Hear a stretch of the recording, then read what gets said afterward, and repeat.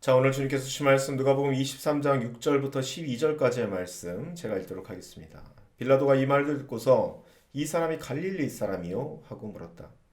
그는 예수가 헤롯의 관할에 속한 것을 알고서 그를 헤롯에게 보냈는데 마침 그때 헤롯이 예루살렘에 있었다.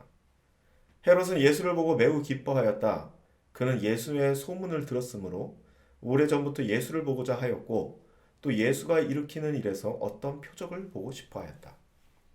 그래서 그는 예수께 여러 말로 물어보았다. 그러나 예수께서는 그에게 아무 대답도 하지 않으셨다. 그런데 대제사장들과 율법학자들이 곁에 서 있다가 예수를 맹렬하게 고발하였다. 헤롯은 자기 호위병들과 함께 예수를 모욕하고 조롱하였다. 그런 다음에 화려한 옷을 입혀서 빌라도에게 도로 보냈다. 헤롯과 빌라도가 전에는 서로 원수였으나 바로 그날에는 서로 친구가 되었다. 아멘. 자, 오늘 이 본문 말씀 가지고 이 사람이 갈릴리 사람이요 라는 제목으로 말씀을 전하도록 하겠습니다. 자, 빌라도가 한 말, 바로 이 사람이 갈릴리 사람이요 라는 이 빌라도의 질문은 빌라도가 예수님의 사건을 어떠한 태도로 접근하고 있는지를 아주 명확하게 보여주는 대목입니다. 지난주에 말씀드렸죠. 빌라도가 예수님을 무죄라고 판결을 내려도 빌라도는 절대로 괜찮은 사람이 아니라고 말이죠. 자, 빌라도가 이 사람이 갈릴리 사람이요? 라고 질문을 던진 이유는 예수님이 갈릴리 사람이면은 이 일은 빌라도의 일이 아니기 때문입니다. 안 그래도 귀찮은 종교 분쟁에 휘말리고 싶지 않았는데 그래서 어떻게 이걸 빠져나갈까 고민하고 있었는데 마침 대제사장 무리들이 아주 좋은 떡밥을 하나 던져준 것이죠. 그것이 바로 오늘 본문 바로 앞절에 나온 이야기인데요. 제가 다시 한번 읽어보겠습니다. 자, 5절 말씀입니다. 제가 읽어봅니다. 그러자 그들은 강경하게 그 사람은 갈릴리에서부터 시작해서 여기에 이르기까지 온 유대를 누비며 가르치면서 백성들을 선동하고 있습니다. 이렇게 얘기했죠. 자, 여러분, 정치의 만렙이라면요, 상대방이 어떠한 말을 하고 있는지를 잡아내는 능력이 아주 탁월합니다. 우리 같은 그냥 일반적인 평민들은 야, 그런가 보다 하고 그냥 넘어갈 말이지만 정치인들에게는 절대로 그렇지 않죠. 사실 요즘 우리나라 정치인들은 우리보다도 못한 것 같지만 이 빌라도는 이 우리나라 정치인들보다는 훨씬 똑똑했죠. 그래서 안 그래도 이걸 어떻게 빠져나갈까를 굉장히 고민하고 있었는데 바로 그때 이 대제사장 무리들이 빌라도가 빠져나갈 수 있는 키워드를 딱 던져주는 겁니다. 바로 그 키워드가 갈릴리라는 것이죠. 빌라도는 지금 이렇게 생각하고 있는 겁니다. 야, 이 사람이 갈릴리에서부터 이 메시아 운동을 시작했다고? 그럼 갈릴리 출신 아니야? 이걸 생각하는 겁니다. 그래서 빌라도는 예수님이 갈릴리 사람임을 확인하죠. 그리고 7절 말씀이 이어지는 겁니다. 제가 한번 읽어보겠습니다. 그는 예수가 헤롯의 관할에 속한 것을 알고서 그를 헤롯에게 보냈는데 마침 그때 헤롯이 예루살렘에 있었다. 자, 그쵸? 헤롯의 관할에 속한 것을 알고서 결국 헤롯에게 보내게 되는 겁니다. 갈릴리 지방은 헤롯의 관할이기 때문이죠. 자, 이 이야기는 조금 복잡한데 제가 전에 한번 설명드린 적이 있습니다. 이 조금 더 자세한 내용은 이 영상 제가 카드로 올려드릴 테니까 그걸 참고하시길 바라고요. 오늘 간단하게 제가 말씀드리자면은 헤롯 대왕이 죽고 세 명의 아들이 이스라엘을 나누어서 통치하게 됐죠.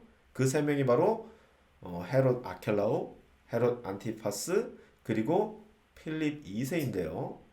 이 장남 아켈라오는 헤롯 대왕의 적통으로서 유다와 사마리아 지방을 통치하고요.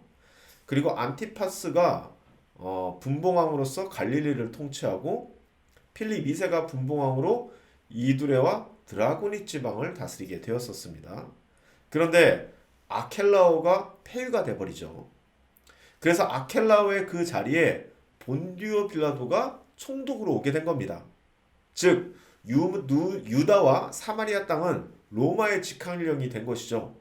그리고 지금 이 일이 벌어지고 있는 곳이 바로 예루살렘이거든요. 그래서 이 예루살렘은 빌라도가 다스리는 곳입니다. 그러니까 지금 예수님을 이 대제사장 무리들이 빌라도에게 데리고 온 것이죠. 그런데 그에 반해서 이 갈릴리 지역은 여전히 그 자리를 잘 지키고 있는 안티파스가 통치하는 곳입니다. 그러니까 예수님이 갈릴리 사람이면은 아무리 이 사람이 지금 예루살렘에 있을지라 하더라도 그를 심판할 수 있는 책임은 빌라도가 아닌 안티파스에게 있는 것이죠. 그래서 빌라도는 이 사건을 안티파스에게 탁 토스를 하는 겁니다. 자, 또 마침 당시가 이 유월절 기간이었기 때문에 안티파스는 예루살렘에 있었죠. 그래서 어렵지 않게 안티파스에게 이 사건을 토스할 수 있게 된 겁니다. 자, 결국 이렇게 된 스토리입니다. 이것이 바로 갈릴리 사람이요? 라는 빌라도의 질문이 나온 이유입니다. 자, 여러분. 그렇다면 우리가 이 이야기를 보면서 좀 생각할 것이 있습니다. 자, 여러분은요, 어떠한 한 사람이 억울한 누명을 쓴 것을 알았어요. 이 사람 정말 지금 억울한 누명을 쓰고 있어요. 그리고 여러분 자신이 그 누명을 쓴 것을 벗겨줄 수 있는 자리에 있는 겁니다. 그러면은 당연히 그 누명을 벗겨줘야 하는 것이 맞는 것이겠죠? 사람이라면 그래야 되지 않겠습니까? 자, 그런데 빌라도는 그렇게 지금 안 하고 있는 겁니다. 어떻게든지 책임을 회피하고 싶은 거예요. 자, 그런데요. 여러분 정말 제가 양심에 한번 손을 얹고 우리 한번 생각해보자 이렇게 얘기하고 싶습니다. 자, 여러분이 빌라도의 자리에 있다고 할지라도 여러분 정말 그 누명 벗겨주실 겁니까? 예수님의 편이 돼줄 수 있습니까? 조금 더 깊이 한번 생각해보고 답해주시길 바랍니다. 어떤 한 사람이 누명을 썼다면요, 여러분 그 사람에게 누명을 씌운 사람들은요, 특별히 지금 예수님의 이 상황을 보면은 여러분이 아시겠지만 아마 이 예수님에게 누명을 쓸 수 있는 힘을 가지고 있는 사람이라면은 아마 여러분에게도 그리고 저에게도 누명을 씌울 수 있는 사람들일 겁니다. 그런데 그럴 수 있습니까? 여러분 반 안에서 왕따 당하는 친구가 있습니다. 그럼 그 왕따 당하는 친구가 돼줄 수 있습니까? 왕따 당하는 사람이 그 친구요. 저도 지금까지 살아오면서 몇 번 왕따라는 것을 본 적이 있는데 한 학급이 만약에 뭐 100명은 요즘 100명 아니니까 한 50명 있다고 친다면은 그 한 학급의 50명 중에 그 왕따 당하는 한 사람의 친구가 되어주는 사람이 한두 명밖에 없던데요. 그럼 나머지 40여 명은 친구가 안 되어주는 사람이잖아요. 자, 그렇다면은 이 빌라도와 틀릴 것이 뭐가 있습니까? 혹시 우리도 그런 사람 중에 한 명 아닙니까? 여러분 오늘 이 빌라도는요, 우리보다 솔직히 우리가 왕따 당하는 친구 옆에 있는 사람보다 조금 더 심각한 상황입니다. 왜냐면은 이 빌라도 전에 유다와 사마리아를 통치하던 사람이 아켈라오라고 그랬죠. 이 아켈라오를 그 자리에서 내려앉게 한 사람들이 바로 이 지금 예수님을 고발하고 있는 제사장물이거든요. 그러니까 이 아켈라오 대신에 유다의 총독으로 온 빌라도는 그 누구보다도 그 스토리를 잘 알고 있고요. 만약에 여기서 자기가 잘못 판단한다면은, 잘못된 선택을 한다면은 본인도 아켈라오처럼 될 것이라는 그런 위기감 충분히 생각할 수 있을 것 아니겠습니까? 과연 그럴 수 있을까요? 우리가 그 자리에 있다면. 자, 말씀을 정리하겠습니다. 여러분 제가 이 문제, 사람의 문제라고 얘기했습니다. 가장 어려운 게 사람의 문제라고 말씀드렸습니다. 여러분 우리는 사람의 문제를 굉장히 쉽게 생각합니다. 특별히 사람의 문제 안에서 정의와 공평을 찾는 것을 굉장히 쉬운 문제라고 착각을 합니다. 아니다. 너무 어려운 문제입니다. 여러분과 친숙하고 여러분이 관계 맺고 있던 사람들이 갑자기 어떠한 사람을 몰아가면서 마녀 사냥을 하고 있다면은 여러분은 과연 그 마녀 사냥하는 사람의 편을 들 수 있습니까? 그렇게 수많은 사람들을 척지고 말이죠. 여러분, 이건 절대로 쉽지 않은 일입니다. 여러분, 예수님은요, 지금 예수님을 따르던 제자들마저 버린 상황입니다. 제가 저번에 이 새벽기도 시간에 한번 그 얘기를 한 적 있죠. 이제 제목이 뭐죠? 자, 울 수 있는 자는 복되다. 그래도 울 수 있는 자는 복되다. 이 베드로의 얘기를 보면서 제가 한번 말씀을 드린 적이 있는데 제가 그것도 여기 카드로 제가 올려드리겠어요. 그때 제가 그렇게 말씀드렸습니다. 제자들이 지금 예수님의 곁을 지키고 있지 않는 이유는 예수님의 행적에도 문제가 분명히 있었을 것이라는 것을 알고 있기 때문이다. 왜냐하면 예수님은 끊임없이 제사장들과 바리새인들과 싸웠으니까 말이죠. 그러니까 속으로 그렇게 생각하는 사람도 있겠죠. 그러니까 왜 이렇게 심하게 하셔서 좀 살살하시지. 이런 생각이 있었으니까 도망갔겠죠. 그렇기 때문에 차라리 예수님을 쫓아다니면서 예수님을 안다라는 것을 부인하면서도 결국은 예수님의 말씀을 떠올리고 울었던 베드로, 그런 사람들이 생각보다 이 세상에서 많이 보지 못했다라고 제가 그때 말씀드리지 않았습니까? 그런 겁니다.